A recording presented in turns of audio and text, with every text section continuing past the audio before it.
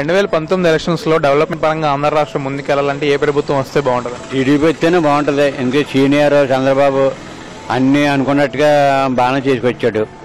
ఆయన ప్రభుత్వం వస్తేనే బాగుంటుంది మా అభిప్రాయం. ఆయనకే వేస్తాం. ఎంతమంది నిలబడ్డా కానీ టీడీపీ అన్నీ సక్రమంగా చేశాడు.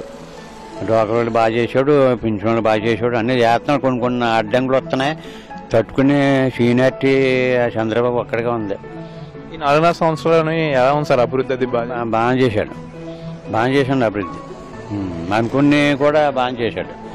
కొత్త ప్రభుత్వానికి అవకాశం ఇస్తే ఎలా ఉంటుంది?